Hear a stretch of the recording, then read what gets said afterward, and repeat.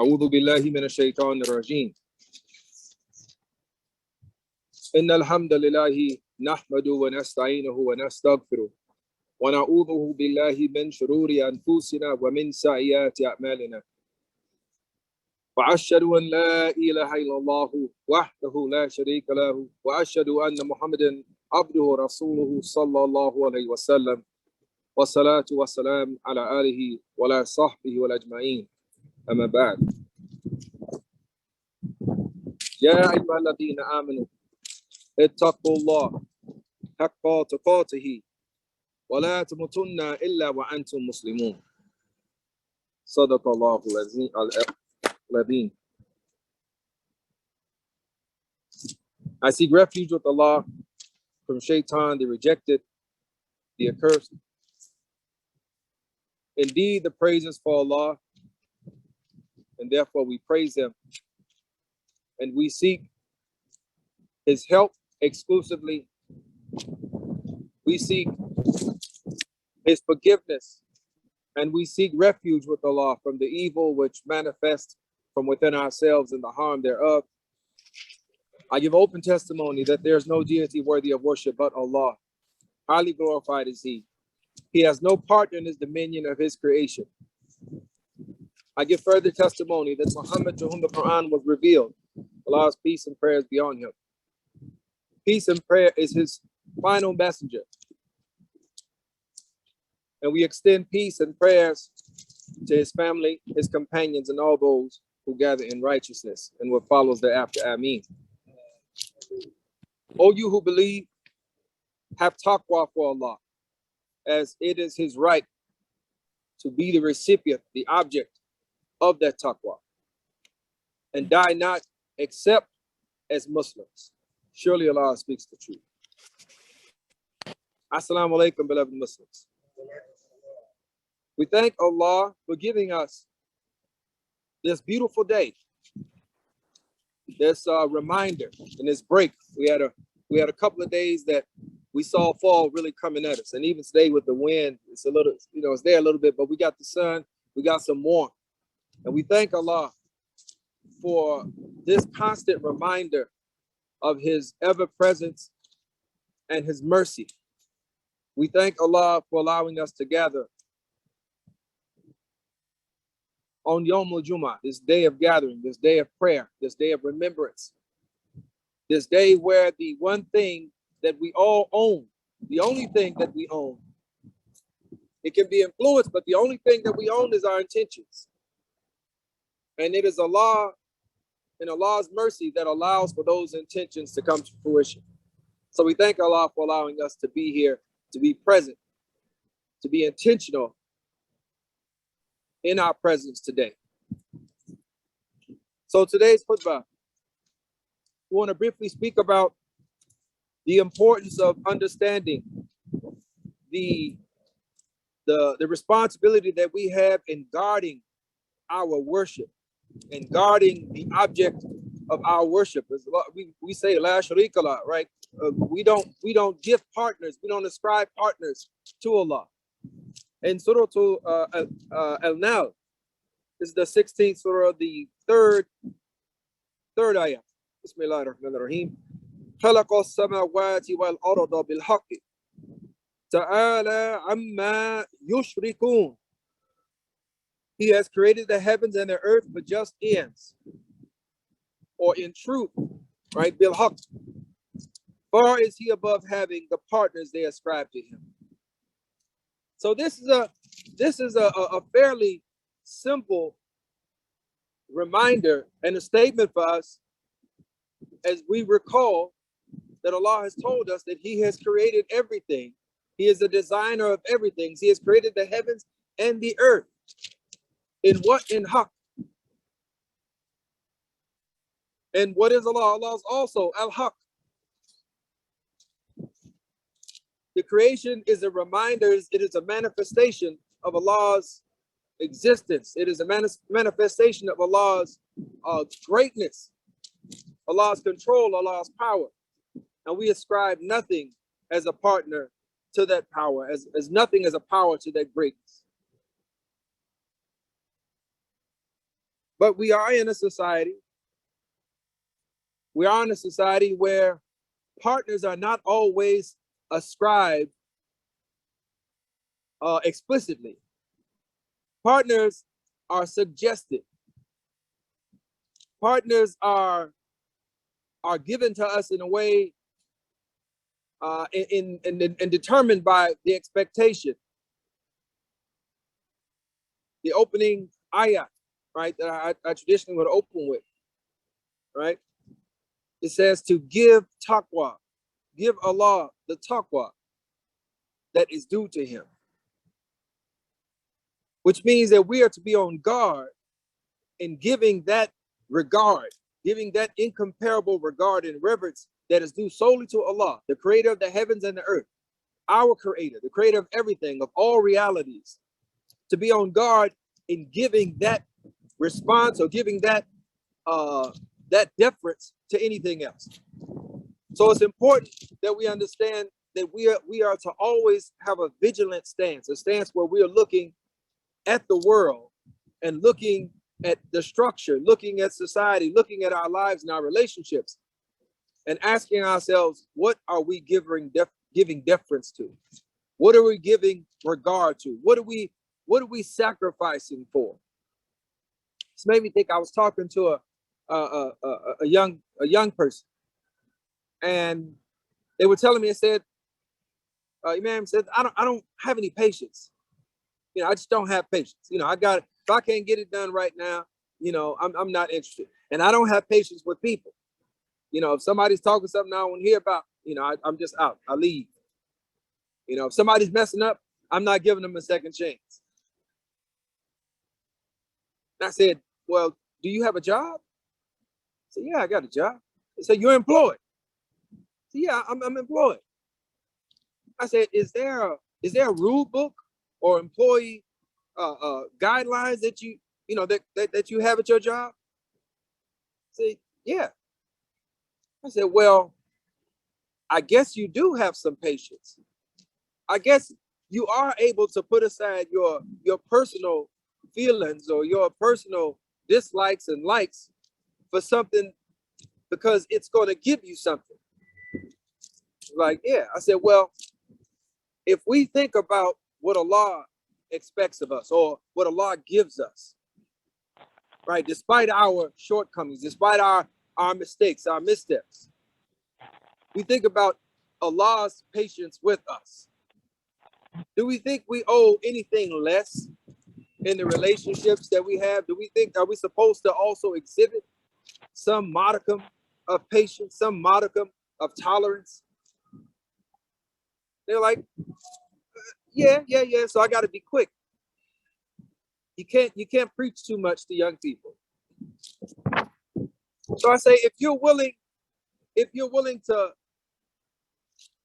make changes, to exercise discipline and patience, because there's a payoff on the job, there's a payoff for money, then what about the payoff for doing those things that Allah commands us to do? What about the payoff when Allah tells us, He describes those who believe, right? The sabirin, right? He describes those who have patience, those who have constancy. He describes those who are righteous. He describes those who are long suffering, who are willing to go through difficulty and never break character. What about that? What about that? Is the reward too far off? Is the reward too far off, or is it intangible and unseen? You feel like the only things that we can sacrifice for are the things that we're able to see? And that's why when Allah reminds us of His creation, when Allah tells us that He is the creator of the heavens and the earth, and He's created those things in truth, we are drawn to examine what the truth is. We're drawn to examine our relationship to that truth.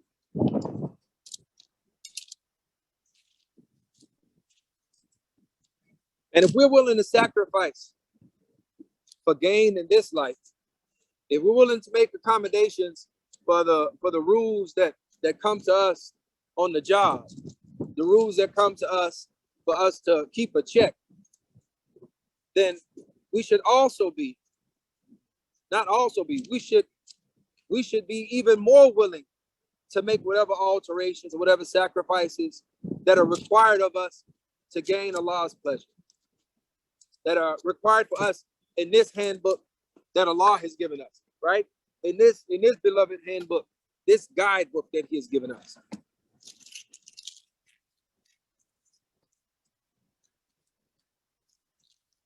So we're in a society of debt, a society that is built on debt, right? Our economy is built. Everybody owes somebody, right? The people who own that print the money, the banks, they loan it out to smaller banks, and they lend it out to us average regular Joes, and everybody is calling on or expecting for the debt to be paid. One of the things that we have to be reminded of, even as we live in this society, in this structure where debt is a part of life, but we don't even think about it. We just get used to owing. We can't ever forget who we owe first. We can't ever forget that our deen itself, right? This deen, this way of life, this word, it comes from dana, right? It means debt, right? To owe. We can't ever forget that in every day, in every intention, in every action, every interaction, that we are repaying a debt. We are recognizing a debt, the most important debt, the debt that we owe to our Creator, the Creator of the heavens and the earth, the one who has no partners. So we have to be vigilant in that. And it's very easy. It's very easy to become lax. It's very easy to become relaxed and just kind of go with the flow. And this is life. I'm used to this, used to that.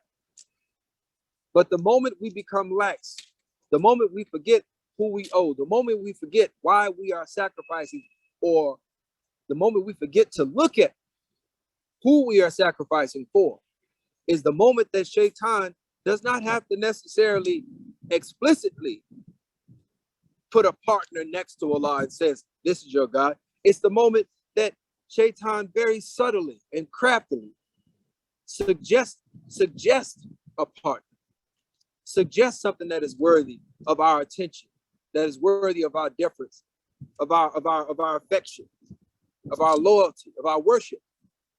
And that's the moment where we lose focus, we lose sight. And while we say we're Muslim, we are now serving another I'm hesitant to even say God, right? Because we know there's only one God, but we find ourselves serving something else. We find ourselves serving an idol, something that is manufactured.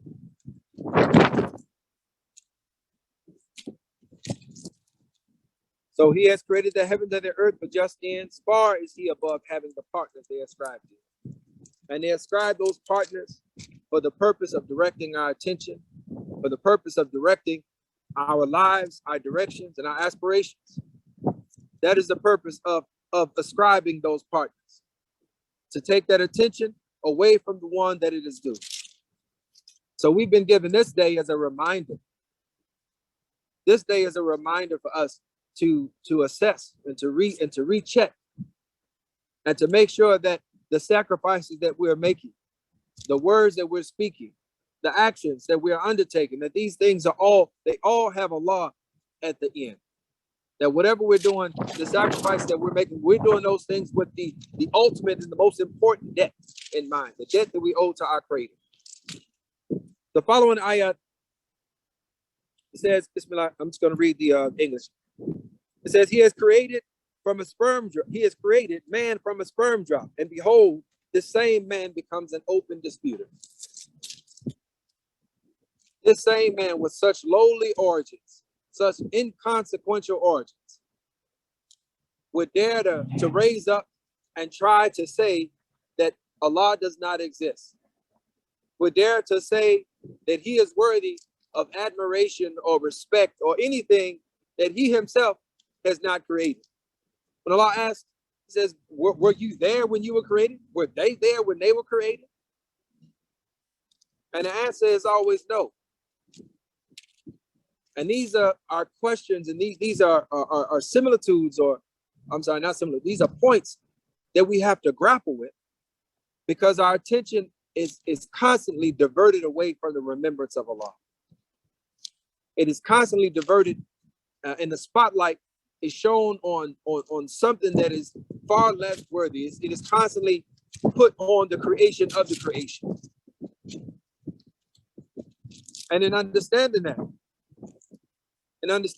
we have to take on this spirit, this culture of vigilance, this culture of examination. Because it is only by making that culture, by making that habit, that we inoculate ourselves, that we protect ourselves from this basic but tremendously disruptive scheme of Shaitan. So we pray that Allah allows us to make the sacrifices that are necessary that gain Allah's favor. We pray that Allah allows us to be mindful of our origins, mindful of our creation, mindful of Allah's mercy towards us, right? And giving us these reminders. Before I close this first portion, I want to reference another conversation I think has merit. I was talking to one of my daughters, and they were talking about how some of the more popular children in school, they had some behaviors that were, some questionable behaviors. They were displaying some questionable morality, we'll say. And in coming from the household, alhamdulillah, coming from the household and the community that she sees these things, these things bother her. So she starts to, a little bit of name calling. They this and that. I said, well, you know what? You're absolutely right. They are displaying behaviors that you would describe as such and such. I said, but do you think that they ever stop to think about how they have been influenced and why they do what they do, why they have adopted the behaviors that they exhibit? And she says, no, I don't think so. They probably did. And I said, well, think about the tremendous blessing that Allah has given you and allowing you to be one who has seen good models, but more importantly, one who thinks about why you do what you do. Right? Think about that. To have that level of self-inquisition. To think about, why am I doing what I'm doing? Who am I influenced by? Right? This is a tremendously important thing for us to consider when we look at those who exhibit particular behaviors. Right? We're looking at people quite often who don't have the blessing or the benefit of that self-accusatory spirit. They don't have that element, that nafs al-lawwam, right? They're not able to stop and question and think about themselves and their character and their actions in relationship to their creator. So I mentioned that just to say, as we are appreciative of the reminder and the institution of Salat, the institution of Jumu'ah, that it calls us back to the remembrance of Allah, that we also, in engaging with those who don't have this blessing, right? As we observe them, to keep those individuals in our prayers, and to not be too harsh in our judgment, because the blessings that we have, the protections that we have, these are not protections that everyone has. So may Allah bless us to be mindful of the protections that He has given us. May Allah bless us to continue to protect that space that is only due and reserved for our Creator, Allah subhanahu wa ta'ala. May Allah bless us to be a community that exemplifies and expresses mercy, that expresses a commitment to the protection of the worship of Allah. And may Allah continue to guide us so that we will be of those who are raised up with the assurance of Allah's paradise on the day of judgment. ربنا آتنا في الدنيا حسنة وفي الآخرة حسنة وقنا عذاب النار.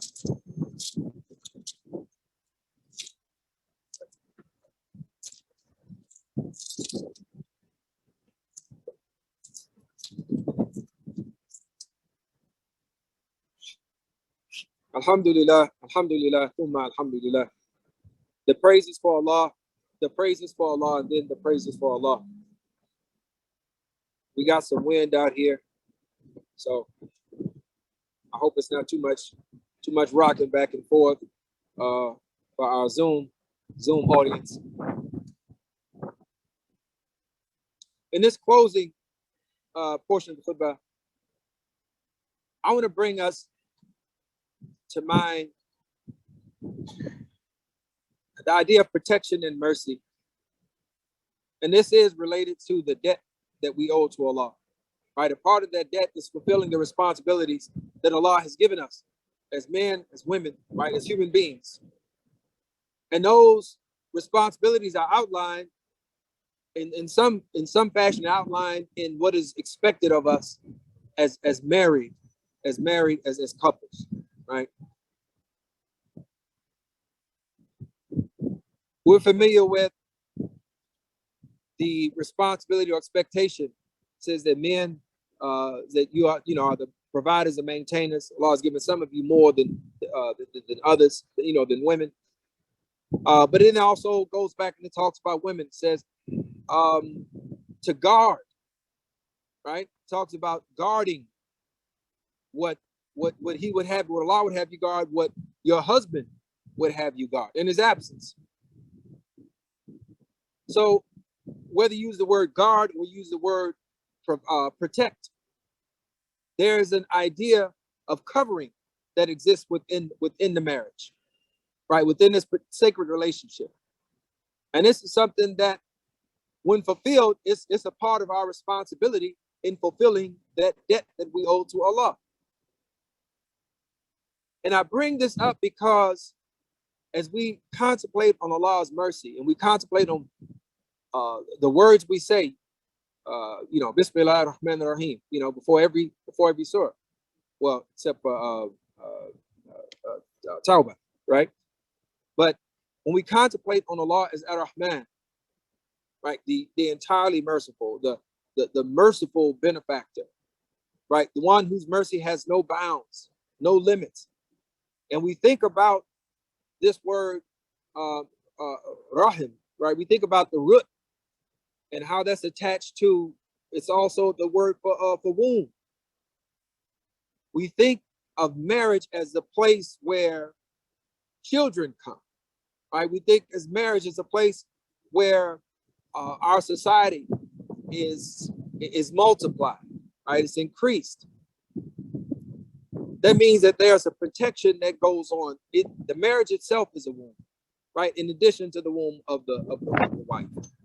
Right, there's a protection that is due between each of these individuals to protect what comes from it.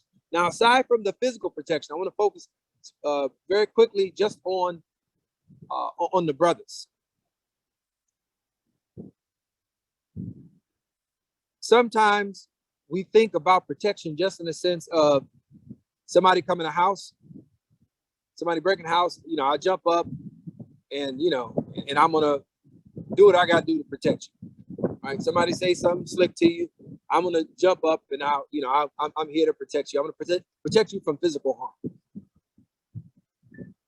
Well, we always have to be looking for deeper and more consistent applications. Those definitely count, but we also have to be thinking about those applications that can be enacted on a more regular basis. And what comes to mind is the protection of reputation, the protection of image. Now, we know in the Christian tradition, in the Catholic tradition in particular, Mother Mary holds a very high post, right? As Mary, on her be peace, also holds a very high post and position in our tradition as well. And she is looked at as a model. She's looked at as a model of womanhood, a model of patience, of endurance, a model of faith. Today, we have circumstances where this model of womanhood is under attack, and not just from a position, from an image position, but physically as well. Physically as well. I had a conversation, I haven't uploaded it yet, but I had an interview with the sister, and she reminded me, she said, in particular, Black women are not safe. Said Black women are not safe, not even, making a very general statement. Not in their communities and not in their homes. There are exceptions, right? We like to think we're the exceptions, but when we think about what that means for us as men with the responsibility to provide and protect, not just for the one that we have made a commitment to as a wife, but remembering Mary, remembering the potential and remembering what came from Mary on her peace, remembering our own mothers, and remembering that Allah has given most of us given us greater strength and a responsibility to protect.